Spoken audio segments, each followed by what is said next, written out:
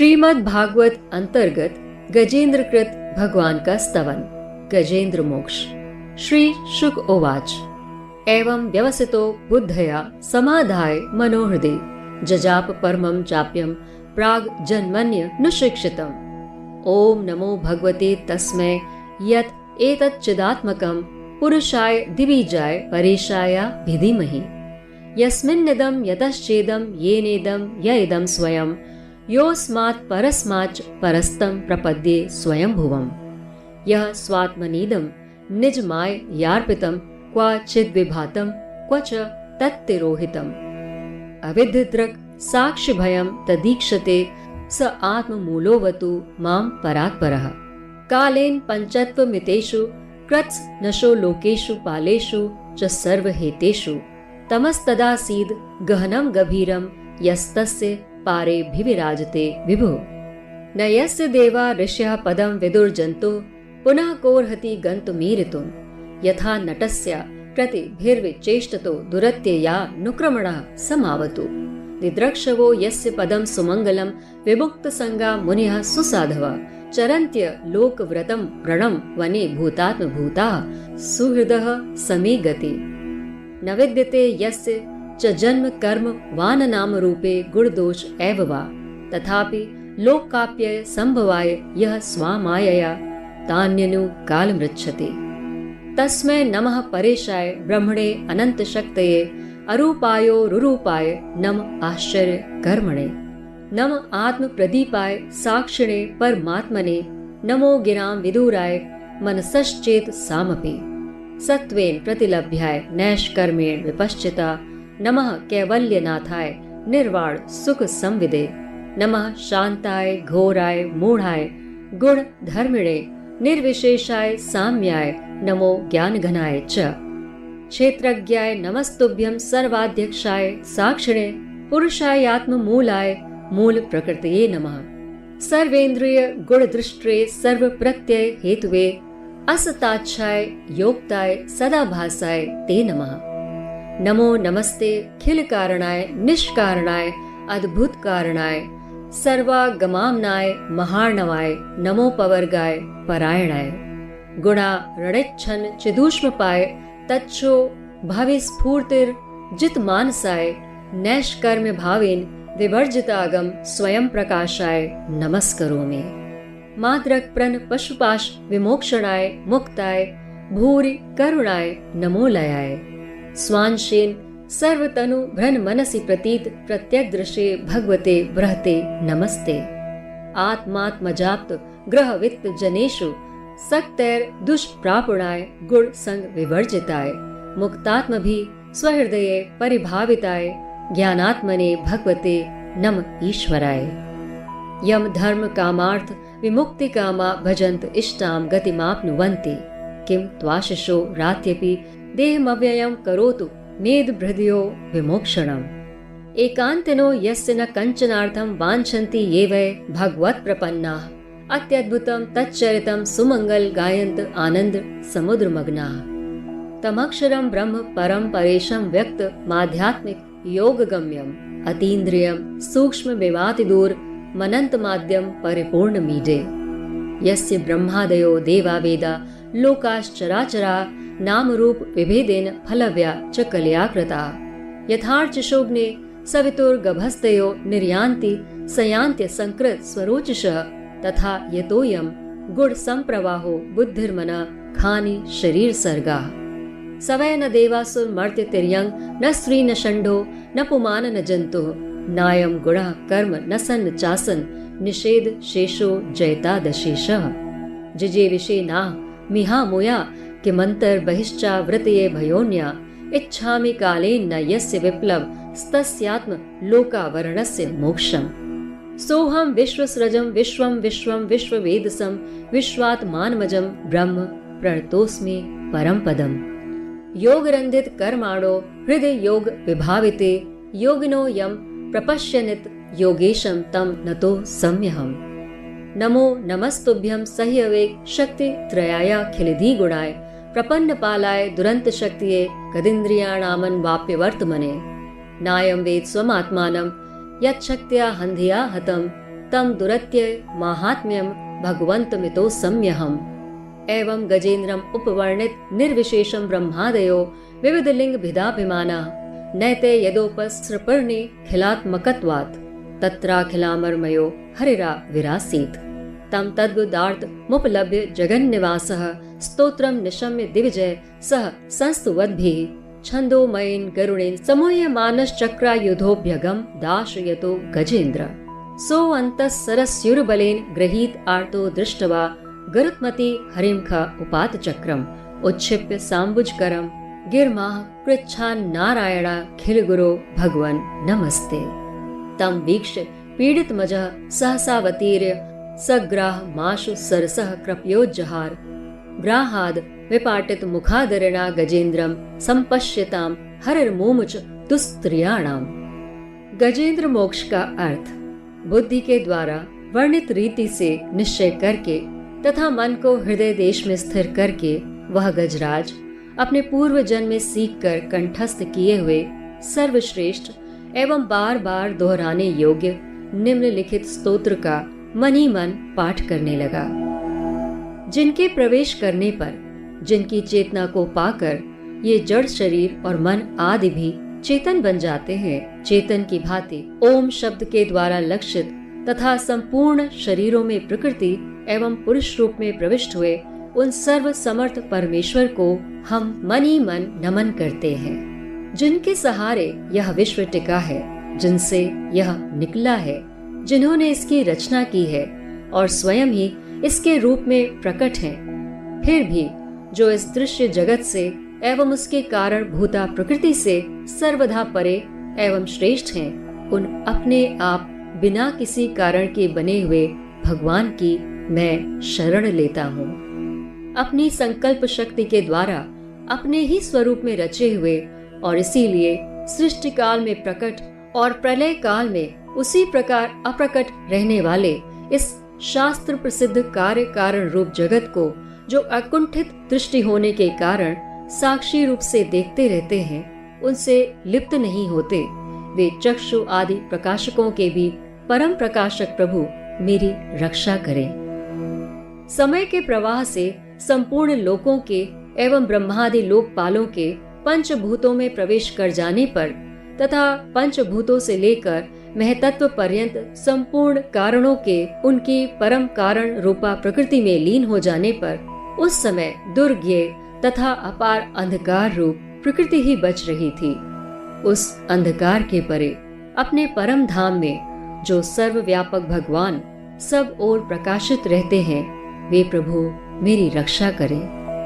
भिन्न भिन्न रूपों में नाट्य करने वाले अभिनेता के वास्तविक स्वरूप को जिस प्रकार साधारण दर्शक नहीं जान पाते, उसी प्रकार सत्व प्रधान देवता अथवा ऋषि भी जिनके स्वरूप को नहीं जानते, फिर दूसरा साधारण जीव तो कौन जान अथवा वर्णन कर सकता है। वे दुर्गम चरित्र वाले प्रभु मेरी रक्षा करें। आसक्ति से सर्वथा छूटे हुए संपूर्ण प्राणियों में आत्मबुद्धि रखने वाले सबके अकारण हेतु एवं अतिशय साधु स्वभाव मुनिगण, जिनके परम मंगलमय स्वरूप का साक्षात्कार करने की इच्छा से वन में रहकर अखंड ब्रह्मचर्य आदि अलौकिक व्रतों का पालन करते हैं, वे प्रभु ही मेरी गति हैं। जिनका हमारी तरह कर्मवश न तो जन्म होता है और न जिनके द्वारा अहंकार प्रेरित कर्म ही होते हैं, जिनके निर्गुण स्वरूप का न तो कोई नाम है न रूप ही, फिर भी जो समय अनुसार जगत की सृष्टि एवं संहार के लिए स्वेच्छा से जन्म आदि को स्वीकार करते हैं, उन अनंत शक्ति संपन्न पर ब्रह्म परमेश्वर को नमस्कार है। उन प्राकृत आकार रहित एवं अनेकों आकार वाले अद्भुत कर्मा भगवान को बार बार नमस्कार है। स्वयं प्रकाश एवं सबके साक्षी परमात्मा को नमस्कार है। उन प्रभु को जो मन, वाणी एवं चित्त वृत्तियों से भी सर्वथा परे हैं, बार बार नमस्कार है। विवेकी पुरुष द्वारा सत्व गुण विशिष्ट निवृत्ति धर्म के आचरण से प्राप्त होने योग्य मोक्ष सुख को देने वाले तथा मोक्ष सुख की अनुभूति रूप प्रभु को नमस्कार है। सत्व गुण को स्वीकार करके शांत, रजोगुण को स्वीकार करके घोर तथा तमोगुण को स्वीकार करके मूढ़ से प्रतीत होने वाले भेद रहित अतएव सदा संभाव से स्थित ज्ञान घन प्रभु को नमस्कार है। शरीर इंद्रिय आदि के समुदाय रूप संपूर्ण पिंडों के ज्ञाता सबके स्वामी एवं साक्षी रूप आपको नमस्कार है। सबके अंतर्यामी प्रकृति के भी परम कारण किंतु स्वयं कारण रहित प्रभु को नमस्कार है। संपूर्ण इंद्रियों एवं उनके विषयों के ज्ञाता समस्त प्रतीतियों के कारण रूप संपूर्ण जड़ प्रपंच एवं सबकी मूलभूता अविद्या के द्वारा सूचित होने वाले तथा संपूर्ण विषयों में अविद्या रूप से भासने वाले आपको नमस्कार है।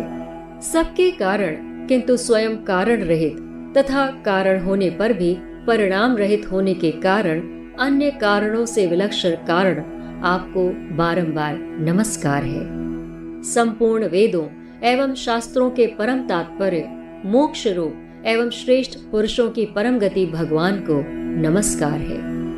जो त्रिगुण रूप काष्ठों में छिपे हुए ज्ञान में अग्नि है, उक्त गुणों में हलचल होने पर जिनके मन में सृष्टि रचने की ब्राह्म वृत्ति जागृत हो जाती है तथा आत्म तत्व की भावना के द्वारा विधि निषेध रूप शास्त्र से ऊपर उठे ज्ञानी महात्माओं में जो स्वयं प्रकाशित रहते हैं, उन प्रभु को मैं नमस्कार करता हूँ।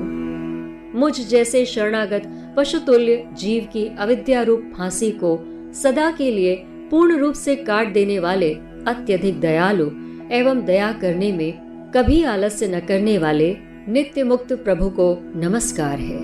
अपने अंश से संपूर्ण जीवों के मन में अंतर्यामी रूप से प्रकट रहने वाले सर्वनियंता अनंत परमात्मा आपको नमस्कार है। शरीर पुत्र मित्र घर संपत्ति एवं कुटुंबियों में आसक्त लोगों के द्वारा कठिनता से प्राप्त होने वाले तथा मुक्त पुरुषों के द्वारा अपने हृदय में निरंतर चिंतित ज्ञान स्वरूप सर्वसमर्थ भगवान को नमस्कार है। जिन्हें धर्म अभिलषित भोग धन एवं मोक्ष की कामना से भजने वाले लोग अपनी मनचाही गति पा लेते हैं, अपितु उन्हें अन्य प्रकार के अयाचित भोग एवं अविनाशी पार्षद शरीर भी देते हैं, वे अतिशय दयालु प्रभु मुझे इस विपत्ति से सदा के लिए उबार ले। जिनके अनन्य भक्त जो वस्तुतः एकमात्र उन भगवान के ही शरण है, धर्म अर्थ आदि किसी भी पदार्थ को नहीं चाहते, अपितु उन्हीं के परम मंगलमय एवं अत्यंत विलक्षण चरित्रों का गान करते हुए आनंद के समुद्र में गोते लगाते रहते हैं।